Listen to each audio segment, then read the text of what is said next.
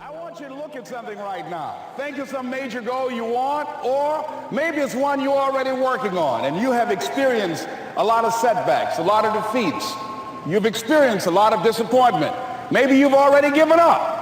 And maybe you just need a little fire, a little encouragement to get back in the game again. Here's what I want you to look at. There are winners, and there are losers, and there are people who have not discovered how to win. And all they need is some coaching. All they need is some help and assistance, just a little support. All they need is some insight or a different strategy, a plan of action to make some adjustments that will open up the key to a whole new future for them, that will give them access to the unlimited power that they have within themselves. That's all that they need. So what I want you to do is think about something you want for you, that's real for you, that's important for you, that will give your life some special meaning and power. And I don't even want you to say, I can do that. I don't want you to assume that. See, 5 years ago when I started out in this area, I would not have been able to make the mental leap that I would be up to where I am right now. I don't want you to begin to just psych yourself out. No. I want you to be able to say something to yourself that will enable you to maintain a level of integrity with yourself. That when you say this, even when you face tremendous setbacks, it will be a benchmark to keep you in the game, to keep you moving forward and experimenting and readjusting your strategy and your plan of action, continuously looking for ways to win. So what is that something? When you got an idea you want to move on, you might not have the money, you might not have the education, you might not have the support or the resources you need. What is that something that can keep us going, that will enable us to act on our dream? What's one of those keys that will begin to help us to discover the secrets to our dream? Here's what I want you to repeat after me, please, with power and conviction. Say, it's possible. It's possible. That's all I want you to do when you look at your dream. Just say to yourself every day, it's possible. Just say that every day to yourself, it's possible. Because what does that do? See, it begins to change your belief system. See, the way in which we operate, ladies and gentlemen, it's a manifestation of what we believe, what's possible for us. Whatever you've done up to this point, all that it really is a duplication, it's a reproduction of what you believe subconsciously that you deserve and what's possible for your life. Most people operate out of their personal history, out of their memory, things they've done, things they've experienced, things they've seen, things that they have observed. What I'm suggesting that you operate out of a larger vision of yourself. I want you to see yourself doing what you want to do, experiencing what you want to experience, having what you want to have, doing what it is that gives your life some meaning and value. Operate out of your imagination, not your memory. Because whatever you look at where you want to go, I'm wanting to warn you, you will have some conversation back here after you go through the data that you've experienced in life saying you can't do it. And so what you want to begin to do is ignore that inner conversation. Well, most people, ladies and gentlemen, when something happens to them, what they do is they begin to believe that that's the way it is. That's the way it's always been. And they can't see the possibility of it being any different. Example, before April 1954, the common belief, the universal belief, because it had been tried again and again and again, and people had failed, the belief was that man was not physically capable of breaking the 4-minute barrier, that he could not run a mile in less than 4 minutes. That was the belief on the planet. It had never been done. But here's what happened, ladies and gentlemen. Roger Bannister came along, and he broke the 4-minute barrier. Now here's what's significant about that. Since that time, up to this day, over 20,000 people have done it, including high school kids. What changed? 20,000 people, what changed? Here's what happened when they got on the track. They knew it had been done. And because they knew it had been done, there was a new belief about this barrier. about this goal that was unreachable. And those 20,000 people got in the race believing, knowing in their heart that someone had done it, that it's possible that they could do it. And I'm saying that if you know anybody that had some goal, some dream, something they wanted to do, and they did it, then I'm saying that you know in your heart that if someone has done it, then you can do it. It's possible. And that if someone can make their dream become a reality, that it's possible that you can make your dream become reality. And so as you begin to look at where you want to go, beginning to embrace that, it's possible. I'm blessed and highly favored. I've got a lot going for me. I got some good stuff in me. And it's possible that I can bring my greatness out here in the universe. That I can do what I want to do. It's possible I can write my own book. I can have my own business. I can take the trip and travel around the world. It's possible. I can bounce back from adversity and reinvent my life. It's possible. Regardless of where I am, the things can get better for me. It's possible. I'm thinking about two men right here in Chicago who were fairly successful, similar background, educated. They worked for a corporation for many years, and they were among many people that were laid off. Two guys who were very good friends. One went out looking for a job for several weeks along with the other one, and they faced disappointment and rejection again and again and again. They couldn't find any work, which is the story of many people across this country. One guy stopped. He became discouraged. He stopped going. He stayed home looking at television, became very argumentative and toxic with his wife, drinking beer, getting on the phone, talking to his other negative, unemployed friends.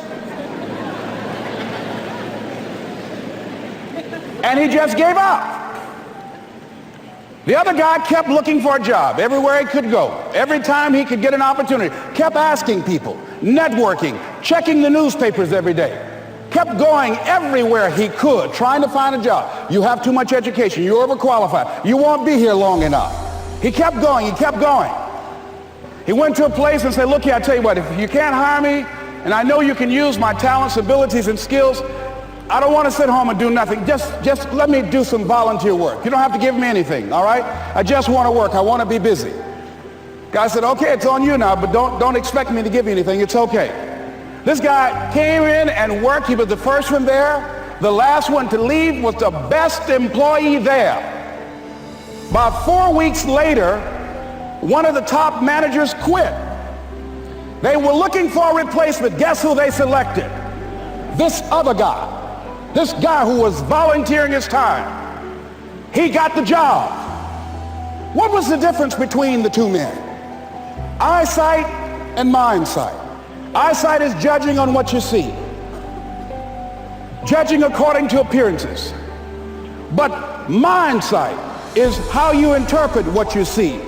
One guy said, it's not possible. It's over. I'm finished. I can't do it. I can't make it. He surrendered. I've faced rejection again and again. I'm not going anymore. There are no jobs out there. But this other guy, he felt that in spite of the no's and rejections, in spite of how bad the economy is, in spite of what the newspapers are saying, that it's possible that somebody somewhere will give me a job. He just kept going, thinking it was possible. And guess what, ladies and gentlemen? That's what we have to do with our dreams. Because things happen to you in life that you can never, ever anticipate. And many times when those things happen, you want to give up. I remember when I was in broadcasting, when I was a disc jockey, I became very controversial, not only being a disc jockey, but I felt that radio was something that you not only entertain people with, but you also empower them, you educate them. And I got fired. I didn't just leave, they fired me. That was a shock. I said, wait a minute.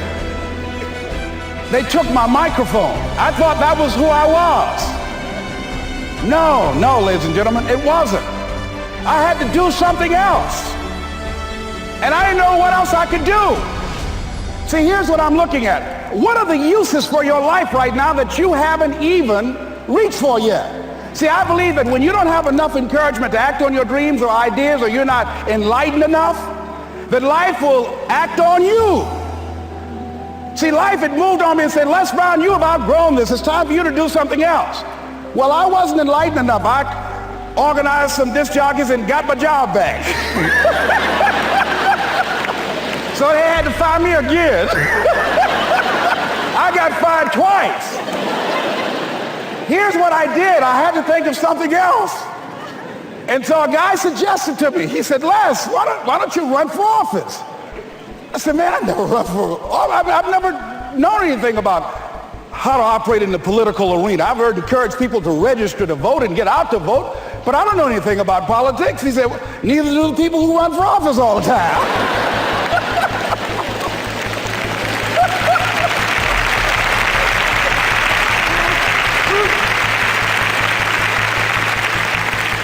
So I ran. Now here's what I'm suggesting. I ran. You got to do what you can where you are with what you have. I didn't have any money. I didn't know anything about the political process. I didn't even have any support. But here's what the guy told me. It's possible you could win. That's all I had. I was running against an endorsed candidate. He was an incumbent. He had the newspaper support, all of the leadership in the community, and I was challenging this guy. So I had a saying when I was on radio, stand up for what you believe in because you can fall for anything. And I would go door to door. I have my kids on one side of the street. I would be on the other, and I'd knock on doors. Hello, my name is Les Brown. Tell everybody I'm still standing. They get on the phone. Child, Les Brown was to my house today. You know the boy on the radio with the big mouth? Yeah, they fired him, honey. Say he's still standing. See, I'm saying just keep moving. Don't start feeling sorry for yourself. Don't spend time blaming and talking about what happened to you. See, whatever you talk about, that's what you multiply and expand in your life experience. So don't talk about stuff unless you want it to keep on happening to you, all right? So I got in that kind of action.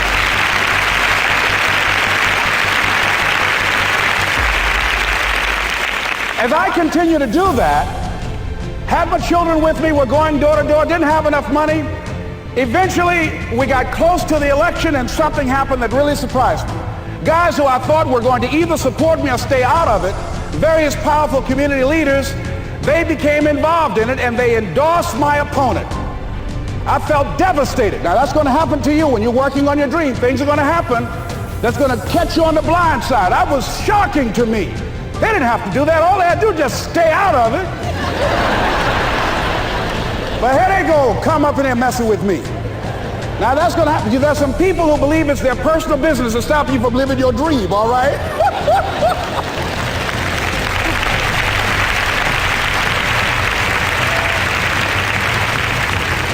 But I didn't deal with that. You want to make your dream come true, you got to stay focused. Some people rather get even than get ahead. Stay focused on where you want to go. I just kept on doing what I was supposed to do. And so I was driving to the radio station. My opponent had over $20,000. I had less than $800. As I was in the radio station, the guy said, "You're going to make a commercial?" I said, "Yes."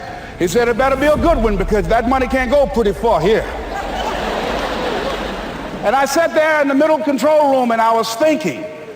And here's what happens when you get still. Stuff will start coming. Something said, call your mama. You used to talk about your mother on the air all the time.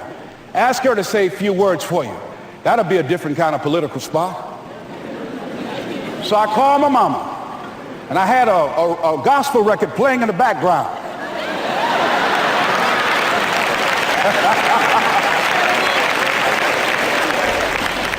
And then I had my mother say, "Hello, this is Mrs. Mamie Brown. When I raised my sons, I raised them to be good children. When they got out of hand, I beat their behind and made them go right. Please vote for my son. He's a good boy."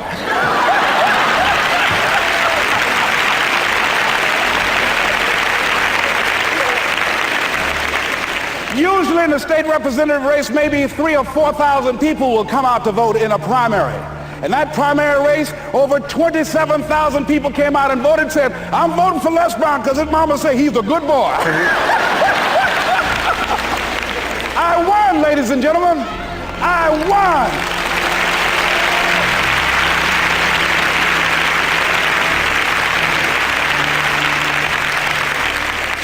got to be willing to stay focused, to be creative, to be relentless, because things are going to happen to you when you're working on your dream, when you get on track. I remember when I first got involved in speaking, one of the main things that speakers like to do is speak to a certain association that they have over 10,000 of their sales reps that come to this convention. And I was relentless. I kept saying, it's possible. It's possible. See, what I want to let you know and set you up for, because you say it's possible, don't mean that you're not going to have any problems. That Murphy's Law ain't going to come and slap you side the head. Oh, Murphy going to come visit you. He's waiting for some of y'all out in the parking lot. Oh, you say it's possible. Okay, it's possible. You better get up. Well, I was working. I kept saying it's possible. They got other speakers on this program. I can be on that program too. I kept selling myself. I got all fired up. And I was calling them every day. And the lady finally said, Mr. Brown, I tell you what, we want you to come in and talk to our sales executives. You got the kind of fire and guts that they want that will motivate them. And let me tell you something else. We want you to bring your motivational tapes. You're going to need at least $50,000 worth of tapes. I said, is that right? Yes, because they want to keep that drive alive. I said, all right. I called the guy to duplicate my tapes. I said, Don, how you doing? This is Les. Let me tell you, I got a major speaking engagement. I said, man, it's a speaker's dream. I need over $50,000 worth of product. He said, Les, you don't have that kind of credit. I said, I know, but Don, I can sell that. Just right after speaking engagement, I'll give you your money in 4 days. He said, are you sure, Les? I said, yes, but I got a major speaking engagement, and they told me to do it. He said, man, that's a big offer. Let me talk with the lady with you. I said, hold on just a minute, man. Call the lady back. Hello, Evelyn, how you doing? This is Les Brown. I got Don on the phone. What did you say? Do I have the speaking engagement? Yes, you do. And what else you suggest? Les, our people, they buy a lot of tapes. Your tapes are very popular among them. I'm saying bring at least $50,000 worth of tapes, Les. You'll sell everything you got and more. I said, did you hear that, Don? He said, yes. I said, now, if anybody else has to make a decision, are you the final person? She said, I'm the final person. I will send you the contract. I want you. I said, you hear that, Don? He said, yes. I said, oh, ye of little faith. I said, duplicate the tapes, man. Hung the phone up. Well, he duplicated the tapes. 1 week came by. I'm checking the mail every day. No contract. I said, come on, Murphy, don't start nothing, man. Come on.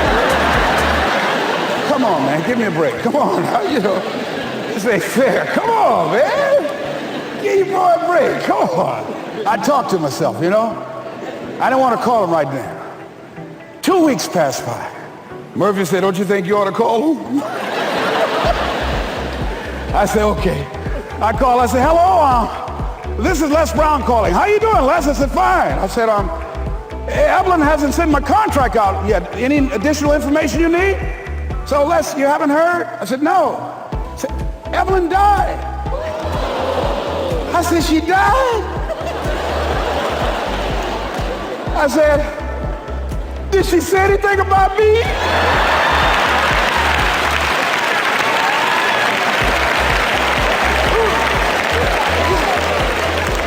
When I got home, I was so wiped out. And Murphy was in the house waiting on me. Murphy said, is it possible you want to listen to some of your tapes?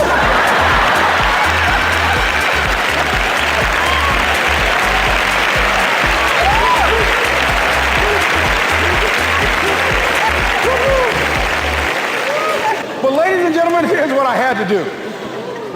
I had to begin to focus on what was the solution. That this was not the only place that I'll be able to sell those products. And as I began to challenge myself and got some help and support and some other input, I eventually did. It took longer, but it was challenging.